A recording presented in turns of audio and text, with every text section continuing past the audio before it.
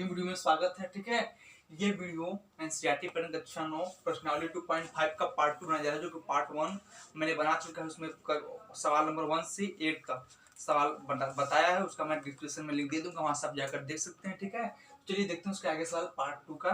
तो इसमें दिया है क्वेश्चन नंबर 9 जो दिया है, सत्यापित कीजिए। आपको सत्यापित करना है। इसमें आपको दो सवाल दिया है। पहला है X cube plus Y cube equal to x plus Y X square minus x Y plus Y square, और दूसरा सवाल दिया है X cube minus Y cube equal to X minus Y X square plus X Y plus Y square. इतना दिया है। तो इसका जब हम हल करेंगे उसको हमको LHS इक्वल टू RHS से हल करना है। ठीक है, हमको LHS इक्वल टू RHS सिद्ध करना है। देखते हैं। हम जानते हैं कि x plus Y cube equal to x square plus Y cube plus 3x y into x plus y होता है। तो क्या करेंगे, तो बायां पक्ष लेंगे, ठीक है। बायां पक्ष लेंगे x cube plus Y cube equal to x plus y का whole cube minus x minus 3xy into x plus y. ठीक है, तो जब इसको हल करेंगे तो x plus y into x square plus Y square plus 2xy minus 3xy होगा। फिर x plus y into x square plus Y square minus x y, यहाँ पर हमारा ये आ गया। ठीक है, हमको ये सिद्ध करना था। ठीक है, तो यहाँ पे दायां पक्ष हो गया, तो यहाँ पे लिख सकते हैं LHS इक्वल टू RHS इति सिद्धम।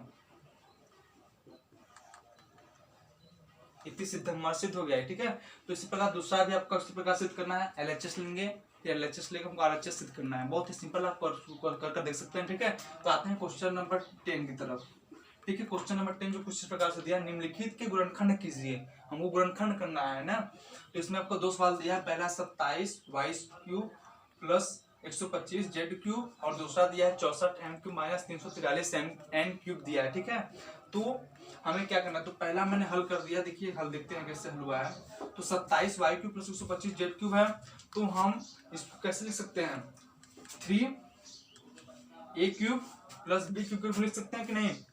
तो उसको हम a cube plus b cube के रूप में लिखे हैं, a cube plus b cube. ठीक, तो यहाँ पे मैंने इसको 3 y cube plus 5 z cube लिखा है। ठीक है, जब इसको हल करेंगे a cube plus b cube को, तो यहाँ पे ए प्लस बी फिर a square minus a b plus b square इतना हो जाएगा।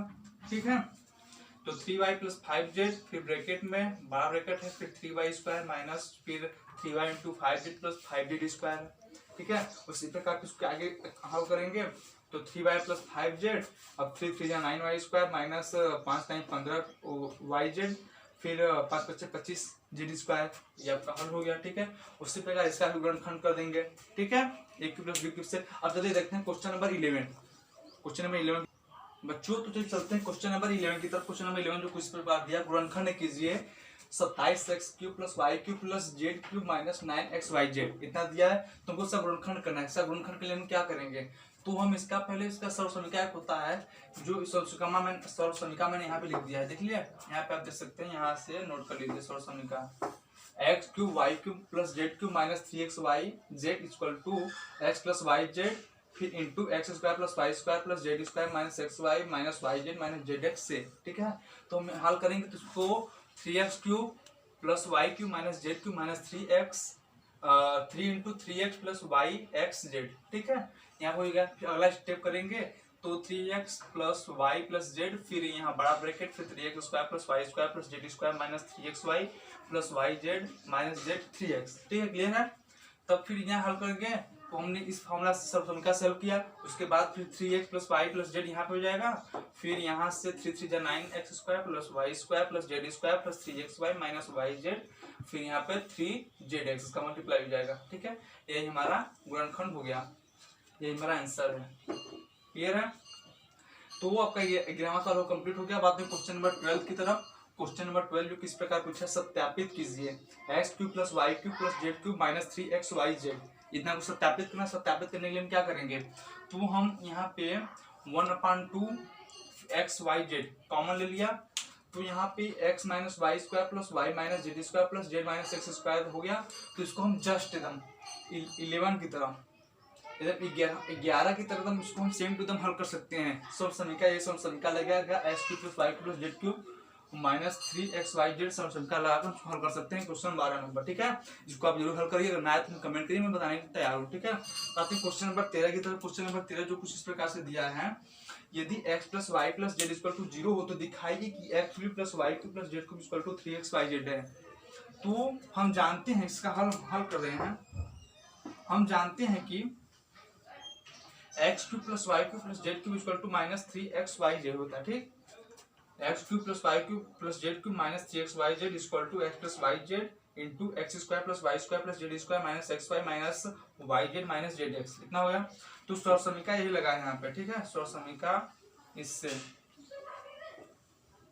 स्वर समीका x³ + y³ + z³ -3xyz = x + yz x² + y² + z² -xy - yz - zx, यही फॉर्मूला स्वर समीका लगा है जो 11वें सवाल में लगा है। 11 में भी लगेगा, 12 में भी लगेगा, 13 में भी लगा है। ठीक है, तो इससे हल करेंगे तो यहाँ पे x + y + z = यहाँ पे 0 दिया है, यहाँ 0 दिया है ना, यहाँ पे 0 हो जाएगा उसकी जगह, फिर x² + y² + z² -xy - yz - zx, चूंकि x + y + z = 0 दिया है, यहाँ पे 0 मल्टीप्लाई होगा तो यहाँ 0 हो जाएगा। तो अतः x³ + y³ + z³ = 3xyz सिद्ध हो गया, इति सिद्धम।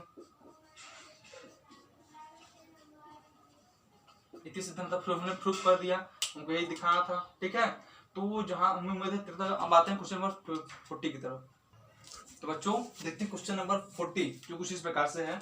तो क्वेश्चन नंबर 40 में दिया है, वास्तव में घनों का परिकलन किए बिना निम्नलिखित में से प्रत्येक का मान ज्ञात कीजिए। हमको घनों का परिकलन किए बिना निम्नलिखित में से प्रत्येक का मान ज्ञात करना है।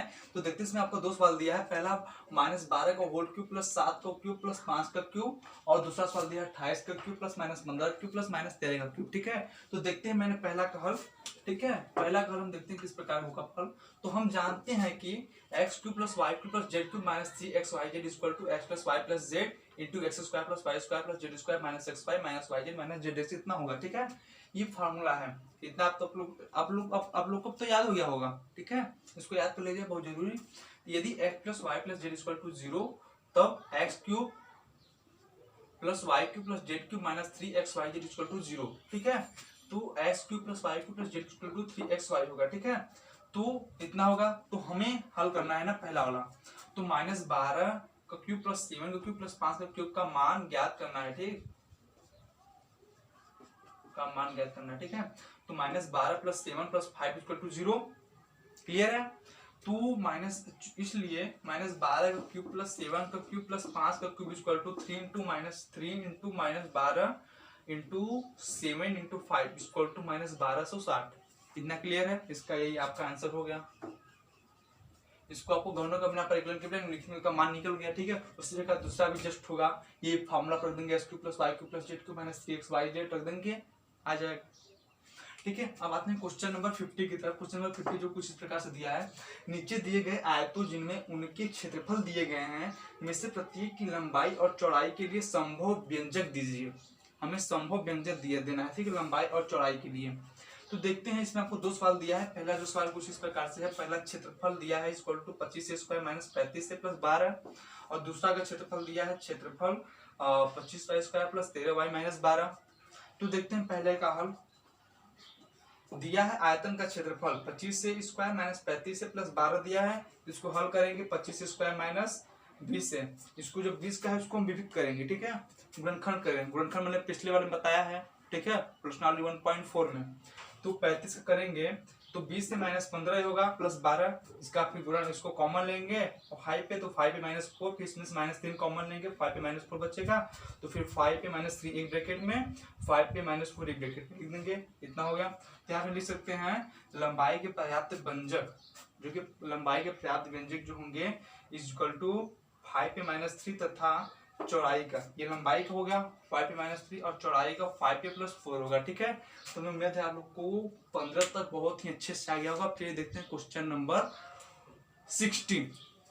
क्वेश्चन नंबर 60, तो क्वेश्चन नंबर 60 कुछ इस प्रकार से दिया है हमारा कि घनाभोज जिनके आयतन नीचे दिए गए हैं कि विमाओं के लिए संभव व्यंजक क्या है।